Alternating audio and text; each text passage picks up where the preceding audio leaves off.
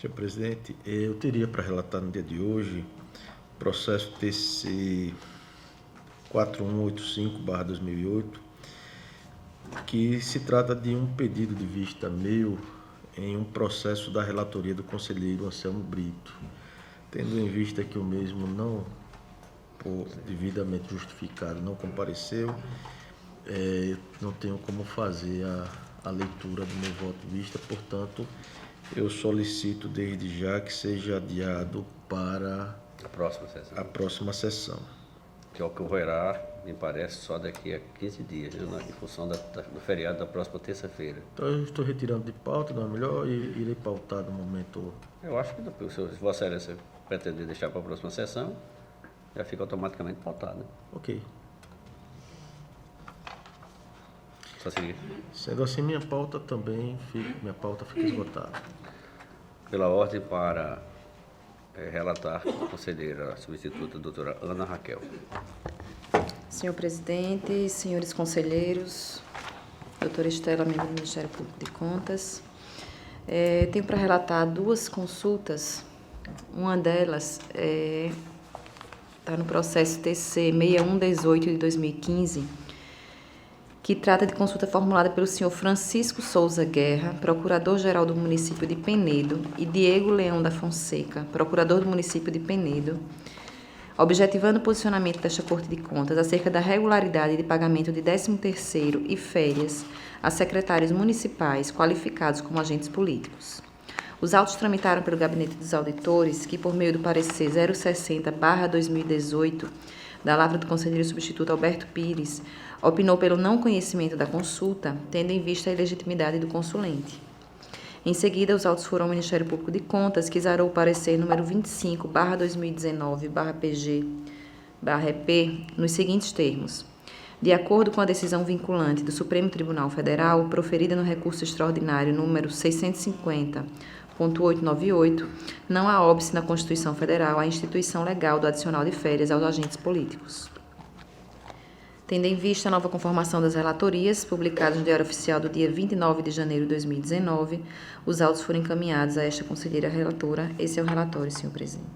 Com a palavra o Ministério Público.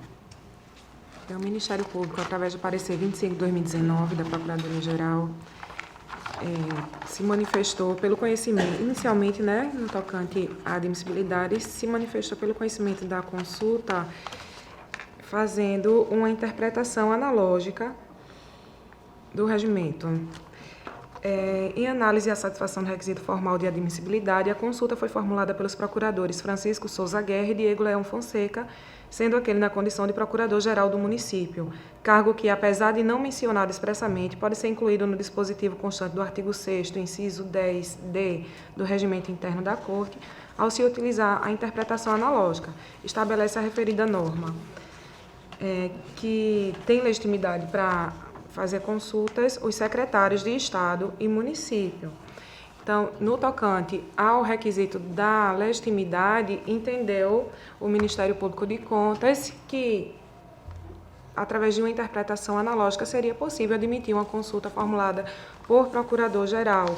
No tocante ao requisito de fundo para admissibilidade da consulta, entendeu ainda não se tratar de consulta relativa a fato concreto, pelo que se manifesta inicialmente pelo conhecimento da consulta.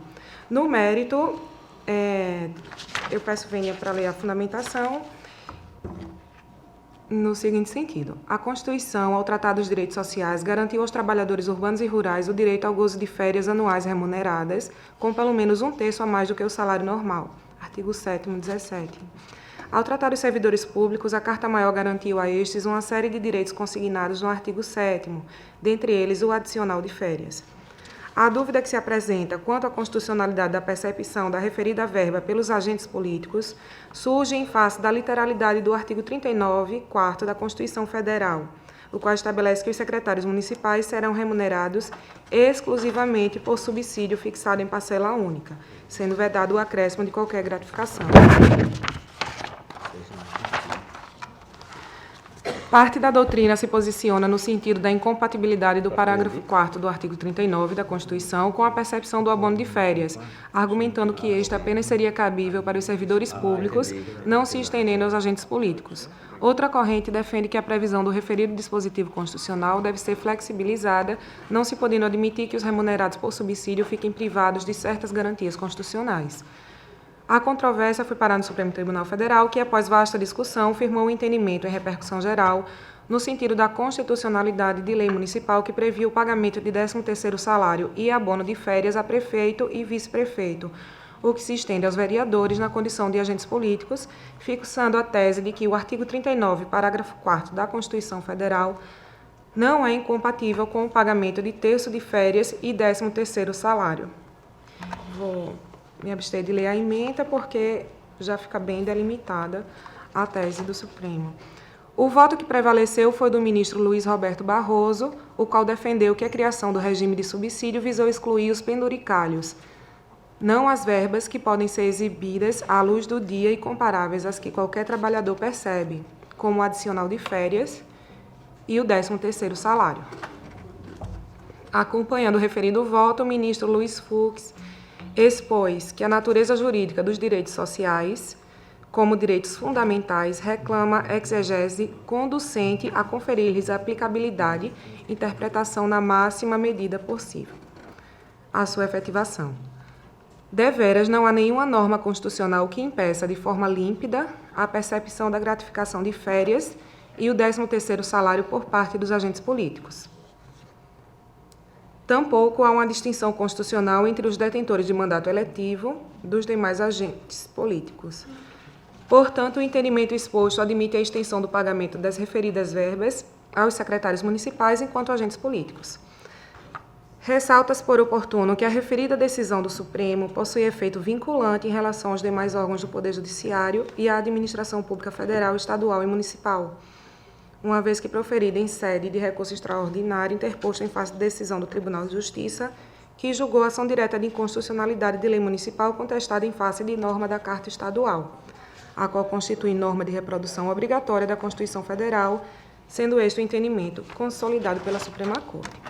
Ante o exposto, nos termos da consulta formulada, o Ministério Público de Contas opina pela sua admissibilidade, propondo a resposta nos seguintes termos.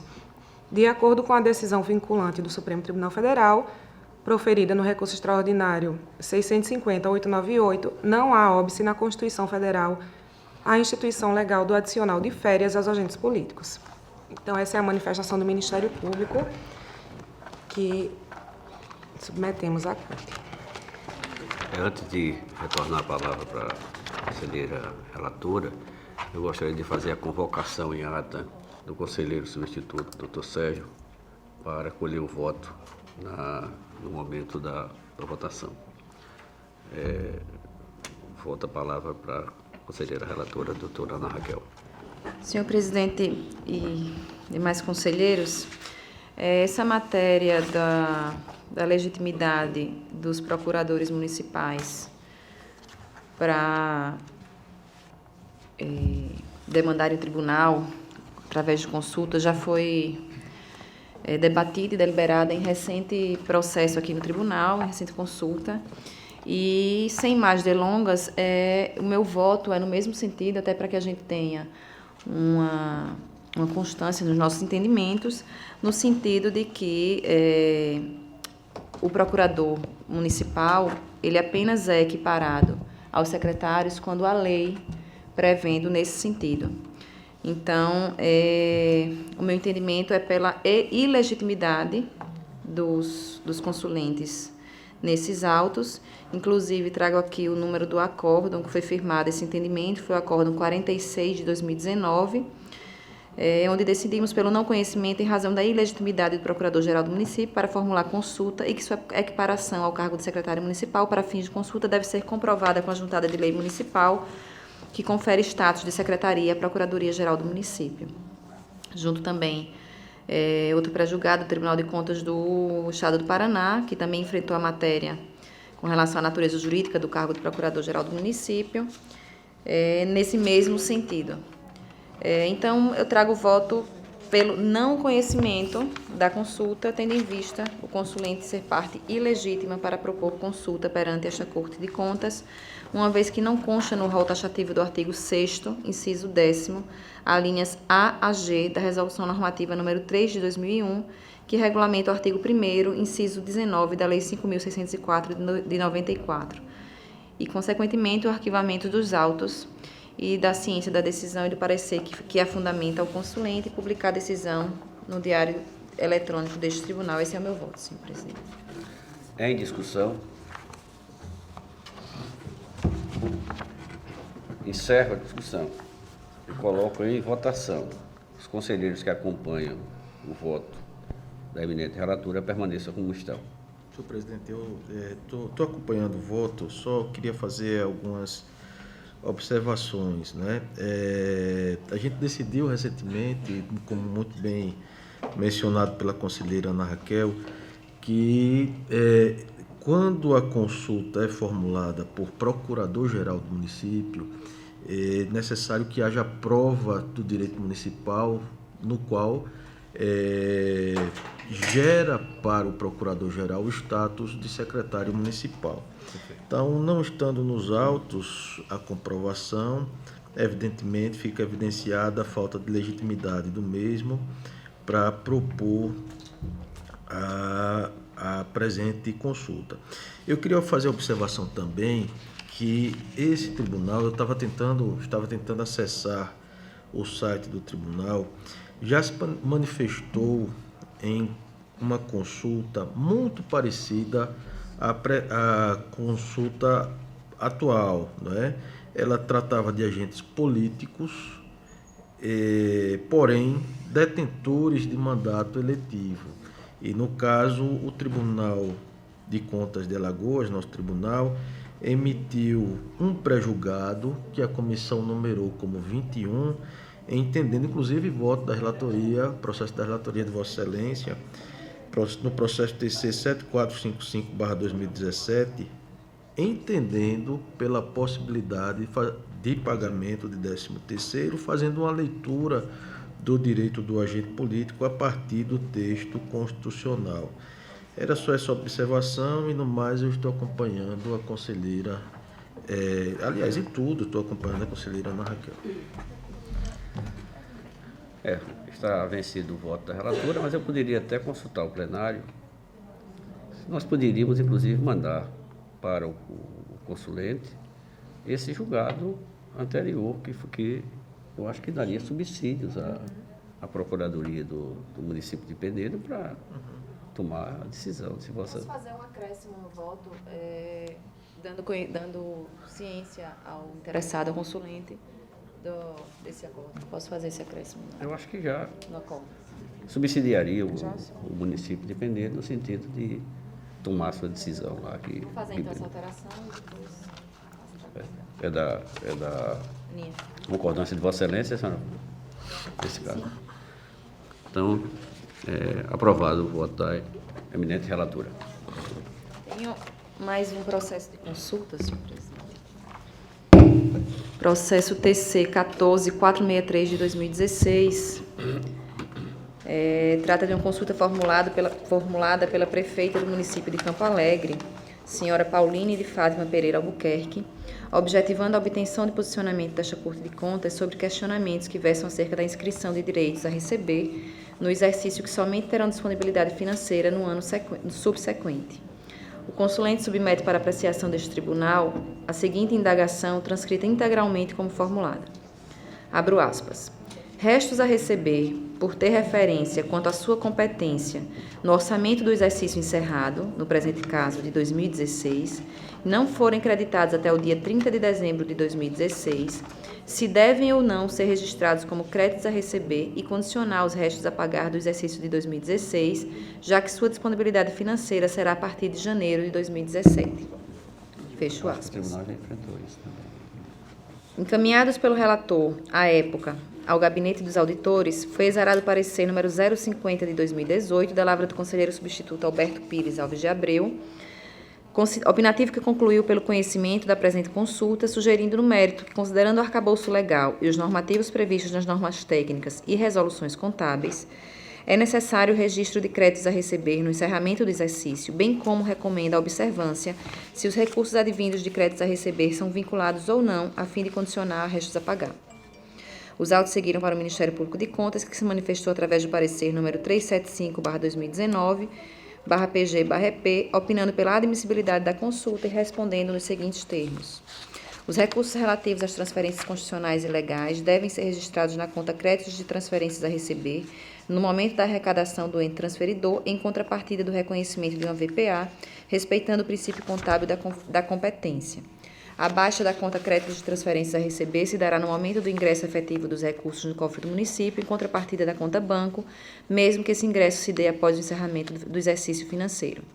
É possível a inscrição de restos a pagar de despesas processadas empenhadas no exercício anterior, cujos recursos utilizados para seu custeio provenham de transferências constitucionais e legais, a serem creditados no exercício seguinte, as quais constituem direito líquido e certo da administração, desde que 1. As referidas despesas não tenham sido contraídas no último quadrimestre do mandato, ressaltando-se que não caracteriza nova obrigação de despesa aquela gerada em decorrência de obrigações assumidas anteriormente, e que seja observado se os recursos possuem vinculação, caso possuam, só podem cobrir despesas conforme sua finalidade específica. Tendo em vista a nova conformação das relatorias, publicadas no Diário Oficial no dia 29 de janeiro, os autos foram encaminhados a esta conselheira relatora no dia 27 de março, oriundos do gabinete do conselheiro Cícero Amélio, o qual estou substituindo atualmente. Esse é o relatório, senhor presidente. A palavra ao Ministério Público. E o Ministério Público, em tocante à admissibilidade, vê como preenchidos todos os requisitos, não há discussão em relação à legitimidade nesse caso, uma vez que a consulta foi formulada pela prefeita municipal. No mérito, eu peço vênia para ler de forma sintetizada a posição do Ministério Público, através do parecer da Procuradoria-Geral. A presente consulta visa sanar a dúvida do gestor quanto ao registro de recursos a receber relativos a transferências constitucionais ou legais obrigatórias e o seu condicionamento a restos a pagar no último ano do mandato do chefe do Poder Executivo. Em relação ao questionamento de como registrar os recursos de transferências intergovernamentais ainda não repassados, vale ressaltar o que dispõe o Manual de Contabilidade aplicado ao setor público, no item 9.6. Somente após a arrecadação do tributo pelo ente transferidor e uma vez atendidos os requisitos para reconhecimento de um ativo, o ente recebedor deverá reconhecer o crédito a receber em contrapartida de variação patrimonial aumentativa. Destaca-se que, caso o ente recebedor não possua informação que suporte o registro contábil, o registro do ativo deverá ser realizado apenas quando da transferência propriamente dita, ainda conforme a NBCT. As transações no setor público devem ser reconhecidas e registradas integralmente no momento em que ocorrerem. Os registros da entidade, desde que estimáveis tecnicamente, devem ser efetuados mesmo na hipótese de existir razoável certeza de sua ocorrência. Os registros contábeis devem ser realizados e os seus efeitos evidenciados nas demonstrações contábeis do período com os quais se relacionam, reconhecidos, portanto, pelos respectivos fatos geradores, independentemente do momento da execução orçamentária. Do exposto, depreende-se que, no tocante ao regime patrimonial, as entidades públicas devem obrigatoriamente obedecer ao princípio contábil da competência, ou seja, as variações patrimoniais aumentativas ou diminutivas devem ser reconhecidas no momento da ocorrência do fato gerador, independentemente do momento da execução orçamentária. No caso da presente consulta, o município deve registrar na conta créditos a receber o valor referente às transferências intergovernamentais no momento da arrecadação do ente transferidor, em contrapartida de uma variação patrimonial aumentativa, respeitando assim o princípio da competência. Quando ocorrer o efetivo ingresso dos recursos, deve ser efetuada a baixa da conta do ativo créditos a receber, em contrapartida da conta do ativo banco. Essa baixa ocorre de acordo com o recebimento dos recursos que o ente tem direito a receber, nada obstando que essa baixa seja concluída em exercício financeiro diverso ao reconhecimento da VPA, da Variação Patrimonial Aumentativa. Nesse sentido, dispõe o manual. Transferências constitucionais e legais. O ente recebedor deve reconhecer um direito a receber, ativo, no momento da arrecadação pelo ente transferidor, em contrapartida de variação patrimonial aumentativa, não impactando o superávit financeiro. No momento do ingresso efetivo do recurso, o ente recebedor deverá efetuar a baixa do direito a receber do ativo em contrapartida do ingresso no banco, afetando neste momento o superávit financeiro. Superada a discussão sobre o registro, passamos agora a analisar se no último ano do mandato do chefe do Executivo é ou não possível a inscrição de restos a pagar, cujos recursos para o seu custeio provenham de transferências constitucionais e legais creditadas no exercício seguinte. De acordo com a Lei Federal 4.320, então ele aqui põe a definição de restos a pagar e passa como a Lei de Responsabilidade Fiscal trata dos restos a pagar no último ano de mandato. Artigo 42 da Lei de Responsabilidade Fiscal. É vedado ao titular de poder ou órgão referido no artigo 20, nos últimos 2 quadrimestres do seu mandato, contrair a obrigação de despesa que não possa ser cumprida integralmente dentro dele, ou que tenha parcelas a serem pagas no exercício seguinte, sem que haja suficiente disponibilidade de caixa para esse efeito. Verifica-se da dicção legal que o gestor não pode contrair obrigações de despesa nos últimos 8 meses de mandato, sem que possa cumpri-la integralmente até 31 de dezembro do ano corrente, salvo se houver disponibilidade de caixa suficiente para fazer frente à despesa no exercício seguinte. A inscrição em restos a pagar sem cobertura financeira configura afronta ao princípio do equilíbrio orçamentário, além de configurar crime contra as finanças públicas, conforme a Lei 10.028 de 2000. Contudo, o que o referido dispositivo veda é a inscrição em restos a pagar sem cobertura, isto é, sem que exista atual disponibilidade de caixa para pagamento. No entanto, as despesas obrigatórias cujo fato gerador ocorreu no exercício anterior, mas os recursos usados para seu custeio provêm de transferências legais e constitucionais, que é direito líquido e certo do ente recebedor, a serem repassadas no exercício seguinte, não se enquadram nessa vedação. Autoriza-se, por exemplo, o pagamento de despesa com folha de pagamento no mês de dezembro, com a receita do dia 10 de janeiro do ano seguinte, a ser repassada a título de FPM, em atenção ao princípio da continuidade da entidade pública, assim como a utilização dos recursos atinentes ao Fundeb em exercício posterior para pagamento de despesas inscritas em restos a pagar e relativas ao orçamento anterior, desde que empenhadas e autorizadas legalmente, observada nesse caso a Lei 11.494 de 2007, e em todos as normas do direito financeiro e orçamentário, notadamente as estabelecidas na Constituição, na Lei 4.320, na Lei Complementar 101 de 2000, bem como os procedimentos contábeis previstos no Manual de Contabilidade aplicado ao setor público. Nesse sentido, o que o artigo 42 da Lei de Responsabilidade Fiscal veda é assumir a obrigação em decorrência de diploma legal, contrato ou instrumentos afins que não existiam antes dos 8 meses finais do último mandato, ou seja, o comando normativo faz referência a obrigações novas que o prefeito tem a faculdade de assumir ou não.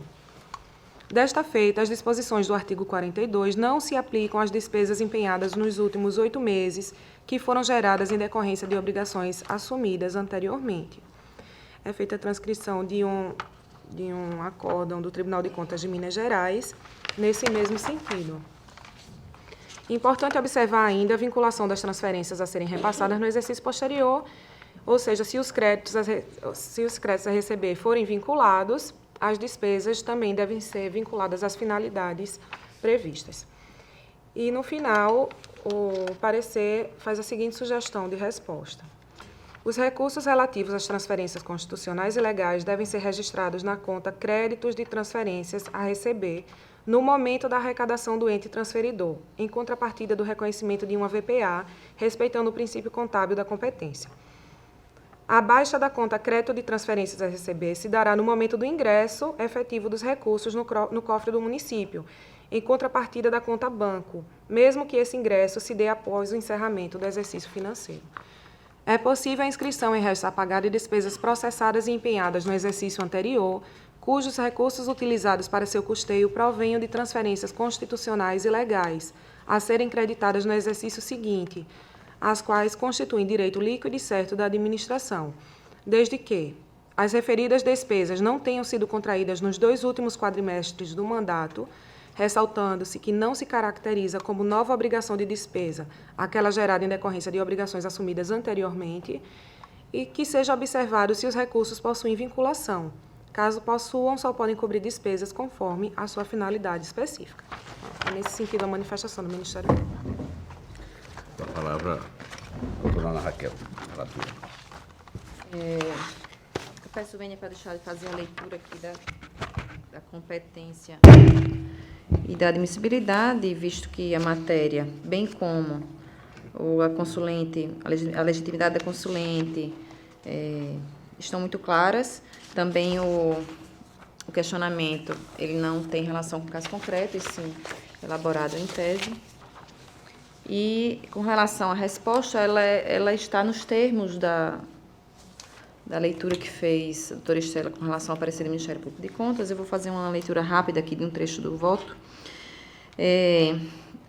Vou repetir a indagação, que foi no sentido de se os restos a receber, por terem referência quanto à sua competência no orçamento do exercício encerrado, e ela fala que, no caso, o dela é em 2016, não forem creditados até o dia 30 de dezembro de 2016, se devem ou não ser registrados como créditos a receber e condicionar os restos a pagar do exercício de 2016, já que sua disponibilidade financeira será a partir de janeiro de 2017.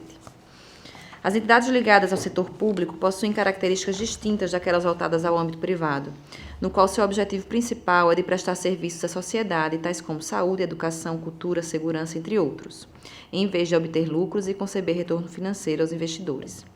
A contabilidade aplicada ao setor público, CASP, é norteada pela Lei 4.320 de 64, pelos dispositivos aprovados pelo Conselho Federal de Contabilidade, bem como dos normativos emitidos pela Secretaria de Tesouro Nacional, além de conceitos doutrinários, princípios e estrutura técnica. Nesse contexto, a contabilidade pública compreende diferentes aspectos: orçamentário, o patrimonial e o fiscal. Por conseguinte, os registros contábeis na administração pública abrangem os aspectos orçamentários e patrimoniais. Destaque para sustentar o regime do orçamento, observa-se o disposto no artigo 35 da Lei 4320, que é a 2. Artigo 35. Pertencem ao exercício financeiro as receitas nele arrecadadas e as despesas nele legalmente empenhadas. Neste diapasão, as receitas no subsistema orçamentário serão reconhecidas e registradas somente no ato do seu recebimento, procedimento que revela cautela dos órgãos legislativos para que os gestores públicos não comprometam recursos que ainda não foram efetivamente ingressados aos cofres do Estado. Quanto às despesas, seu reconhecimento e registro acontecem no momento do empenho, ato da obrigação de pagamento, independentemente do desembolso realizado. Deste modo, tem-se que o subsistema orçamentário é misto, adotando o regime de caixa para receita e de competência para despesa. No entanto, conforme pré-falado, a CASP não se baseia apenas no aspecto orçamentário, tendo o aspecto patrimonial o mesmo grau de necessidade e indispensabilidade quanto o anterior. Assim, a 43 aborda a matéria da seguinte maneira. Artigo 85. Os serviços de contabilidade serão organizados de forma a permitirem o acompanhamento da execução orçamentária, o conhecimento da composição patrimonial, a determinação dos custos dos serviços industriais, o levantamento dos balanços gerais, a análise e a interpretação dos resultados econômicos e financeiros. E aqui eu trago outros artigos que repetem e reiteram a evidenciação da contabilidade patrimonial. Isso posto, o subsistema patrimonial deve atender aos princípios e às normas de contabilidade, a fim de reconhecer, mensurar e evidenciar a composição do patrimônio público de forma independente ou resultante da execução orçamentária, mediante os instrumentos que o representam, balanço patrimonial e demonstração das variações patrimoniais. O Conselho Federal de Contabilidade também ratifica o teor do objeto através da Norma Brasileira de Contabilidade, Estrutura Conceitual, norma que estabelece os conceitos que devem ser adotados a todos os procedimentos aplicados pelo respectivo Conselho, especificamente no que concerne ao desenvolvimento dos demais normativos empregados à elaboração e divulgação das informações contábeis. Eis o texto.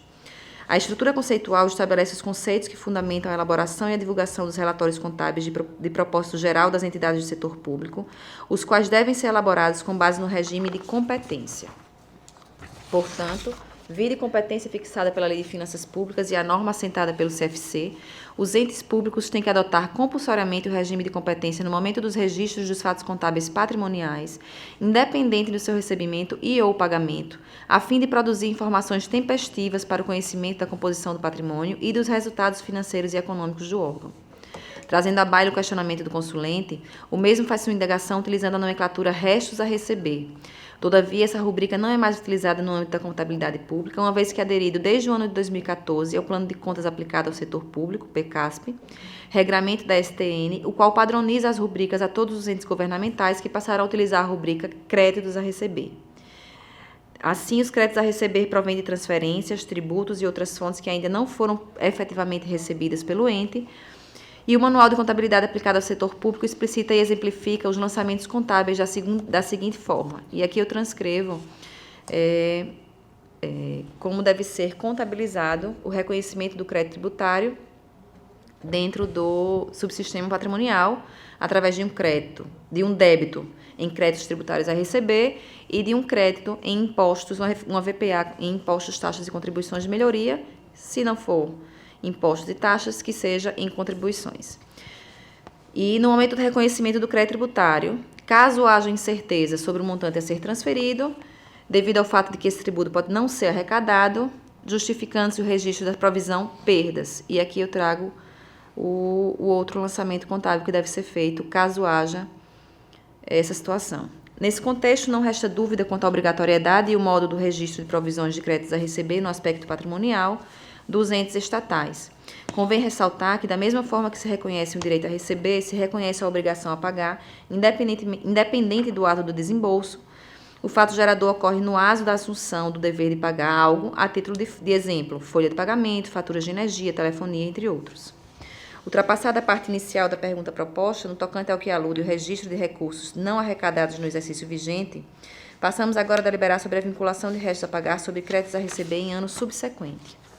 Os restos a pagar são despesas normalmente empenhadas no exercício financeiro em vigência que não foram efetivamente pagas até o último dia do ano. Assim dispõe o artigo 36 da Lei 4320 de 64, abro aspas. Consideram-se restos a pagar as despesas empenhadas, mas não pagas até o dia 31 de dezembro, distinguindo-se as processadas das não processadas. Fecho aspas.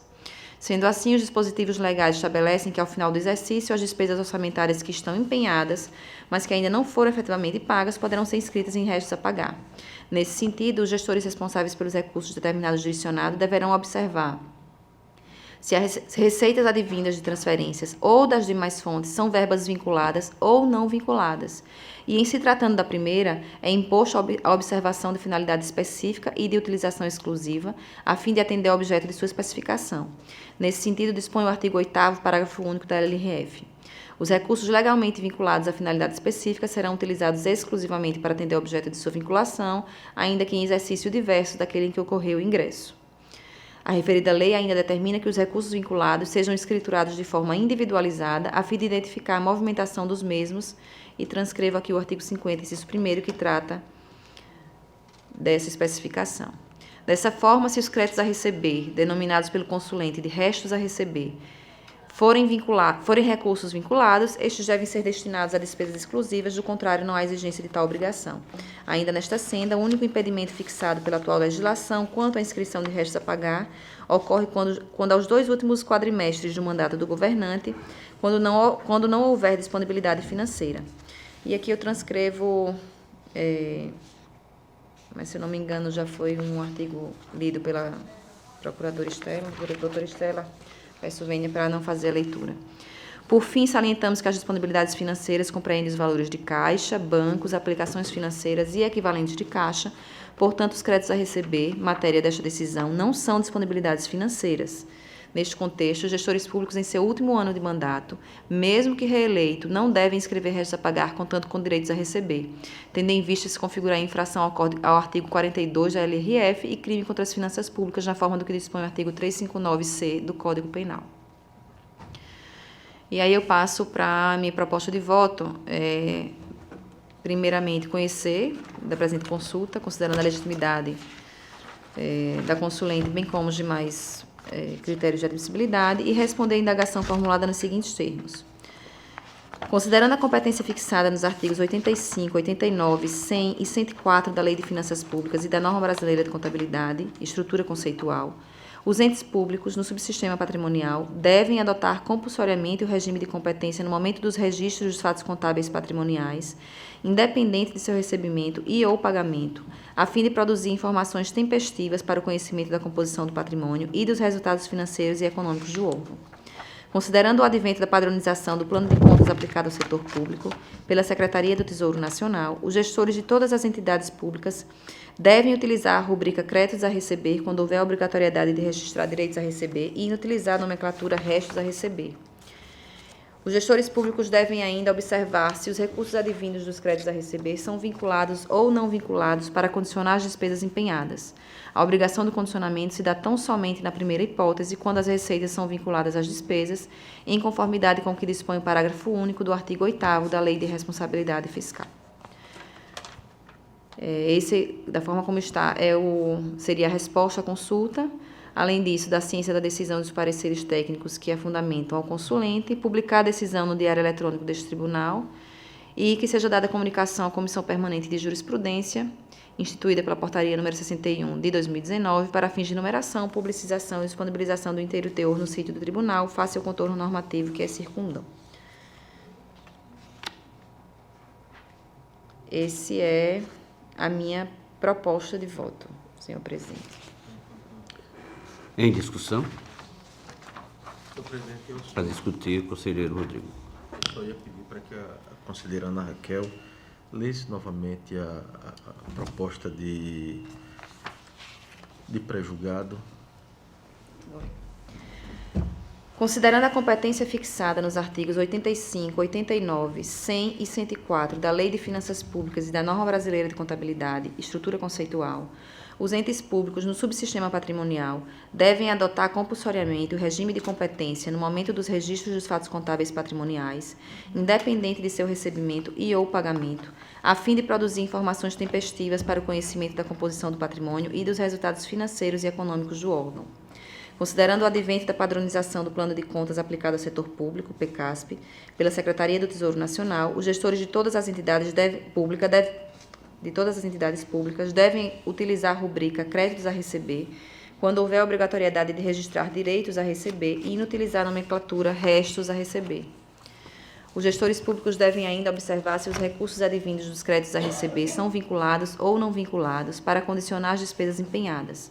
A obrigação do condicionamento se dá tão somente na primeira hipótese, quando as receitas são vinculadas às despesas, em conformidade ao que dispõe do parágrafo único do artigo 8º da Lei de Responsabilidade Fiscal.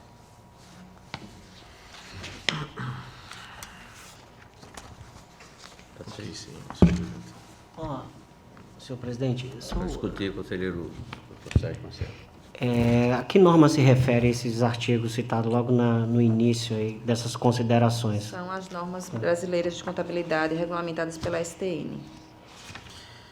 Mas Vossa Excelência, se eu não me engano, cita alguns artigos. Isso, 85, 89, 100 e 104. Que normas são essas? Lei de Finanças Públicas e da Norma Brasileira de Contabilidade, Estrutura Conceitual. Essa Lei de Finanças Públicas é 4.320, de 64?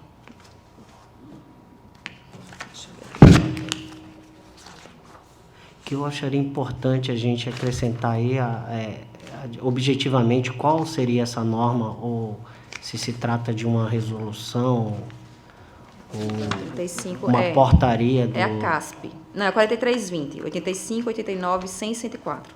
Lei 4320 de 1964.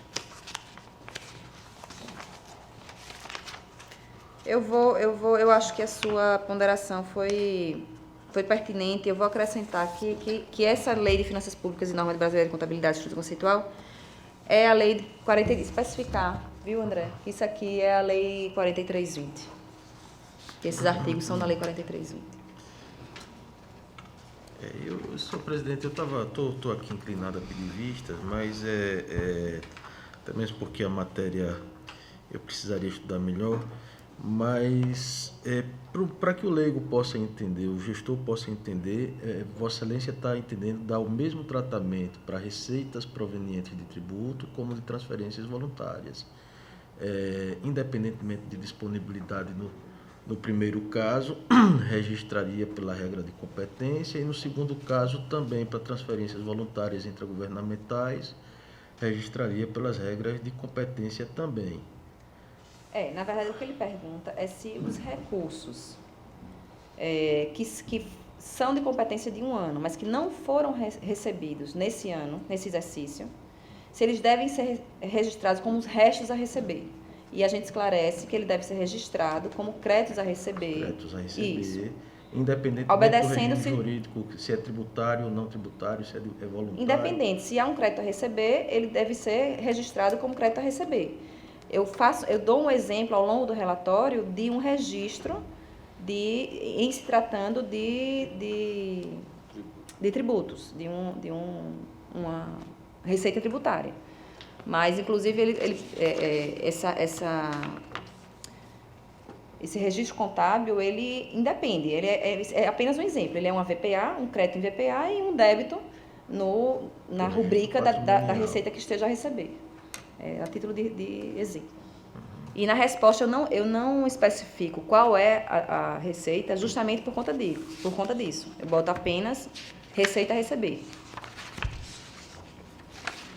Mas só uma pontuação, conselheiro Rodrigo, mas eu acredito que o mais importante aí é que fique esclarecido nessa resposta aí ao gestor que ele deve, nesses registros aí, observar o regime de competência e as normas da STN, que é o órgão central de contabilidade, a qual a lei de responsabilidade fiscal o defere para legislar sobre a contabilidade pública. Então, acho que ele seguindo essas normas, ele vai andar bem, o gestor. Então, eu acredito eu acho que a dúvida do gestor é exatamente essa, né? Em cima da norma, que tipo de registro contábil ele deve fazer. Sim, aí o importante aí, nesse caso do voto da conselheira, é disponibilizar o relatório dela também, porque ali esclarece melhor essas questões, né? Então, às vezes a resposta pode não parecer que elucide a dúvida do gestor, mas no corpo do voto, do relatório e voto do relator, talvez ele consiga dirimir essas dúvidas. Deixa eu só esclarecer que está na resposta com relação à questão da competência. Eu acho até que o exemplo, ele talvez do registro contábil auxilie, mas eu acho importante que na resposta esteja bem claro de se entender, independente de ter um relatório ou não, porque na verdade isso vai ficar registrado como um pré-julgado e vai valer para todos os jurisdicionados. E, embora no meu voto ele solicita que seja encaminhado comunicação de ciência da decisão ao consulente, tanto da decisão quanto dos pareceres técnicos, eu acho que a resposta ela tem que ficar bastante clara. E aqui eu falo especificamente que devem adotar compulsoriamente o regime de competência no momento dos registros dos fatos contábeis patrimoniais, independente de seu recebimento e ou pagamento. Então, esse é o primeiro trecho, no sentido de ficar claro que onde antes só se utilizava o regime de caixa para receita, já há alguns anos que a STN obriga que seja utilizado o regime de caixa e de competência, o regime misto, né? No orçamentário, o regime de caixa e no patrimonial, o regime de competência. A pergunta também do consulente, ele tem uma segunda parte, né? Que fala da vinculação ou condicionamento aos restos a pagar. Me parece que a interpretação que eu faço aqui é como se ele estivesse querendo se resguardar quanto à ausência de disponibilidade financeira para fins de aplicação do artigo 42 da Lei de Responsabilidade Fiscal, né? Não ficou claro, na verdade, no questionamento dele, se essas receitas a que ele se refere são os recursos a serem utilizados nesses restos a pagar. Porque se a pergunta dele entra neste aspecto, eu acho que a nossa resposta acaba não tirando completamente a dúvida por parte do gestor, né? Eu tenho sérias dúvidas com relação a essa ausência de disponibilidade financeira para fins de interpretação do artigo 42 da Lei de Responsabilidade Fiscal. Com relação ao primeiro aspecto da pergunta, eu acho que ficou bem claro, e para o leigo em contabilidade também compreender bem. Agora, com relação ao segundo aspecto da pergunta, eu vou pedir vista.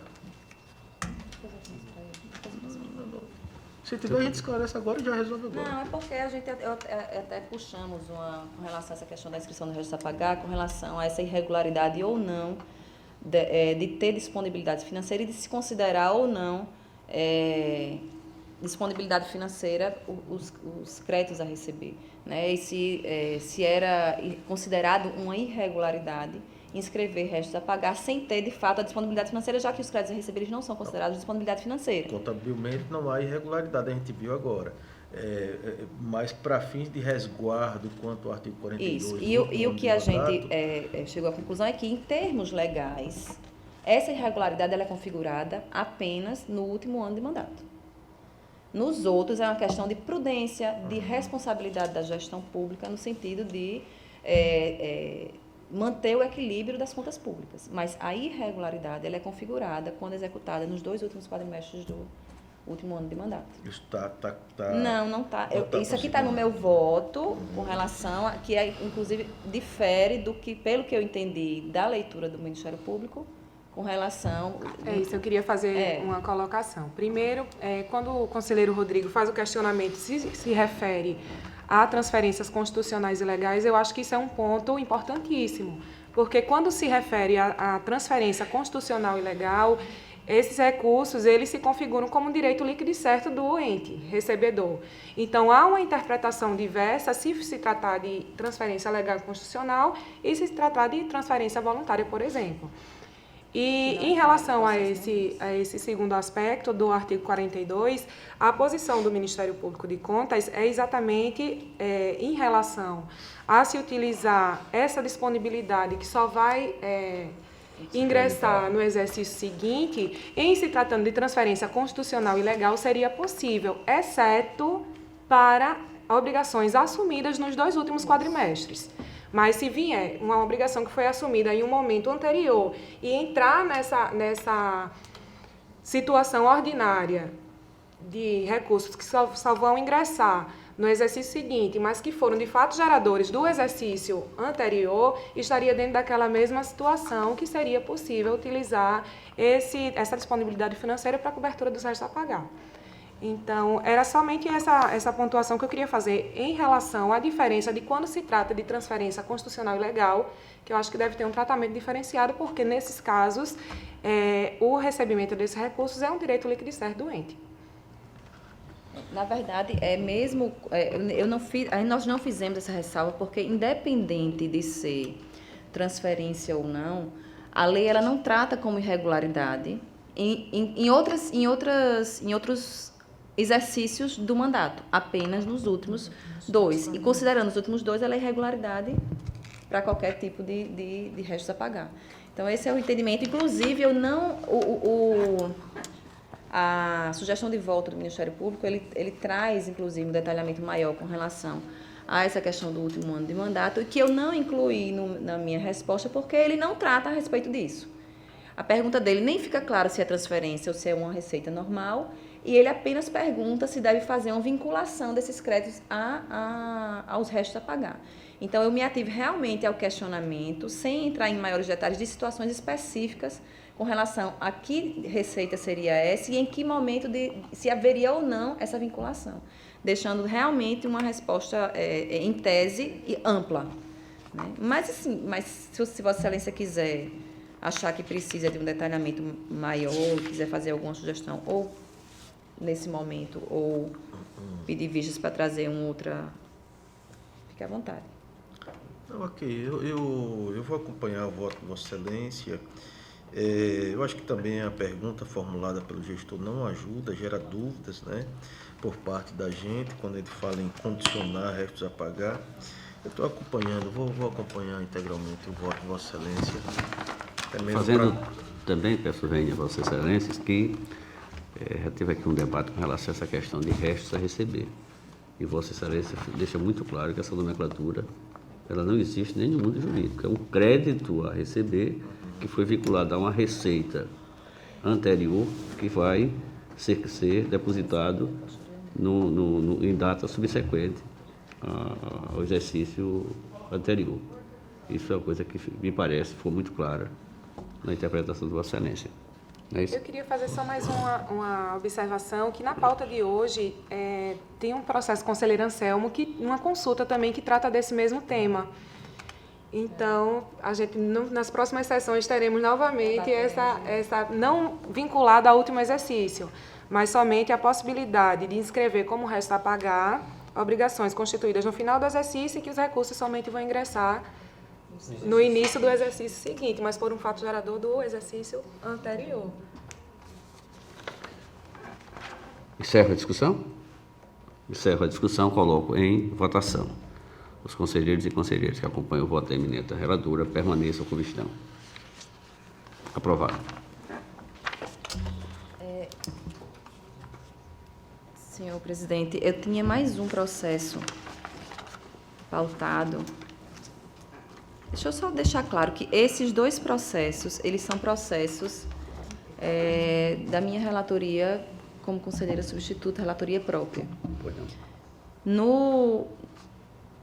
No gabinete do Cícero Amélio, eu tenho um processo pautado, era para eu ter falado antes de fazer a leitura dessas propostas de voto, que foi um processo quando o conselheiro substituto Sérgio estava substituindo o conselheiro Cícero.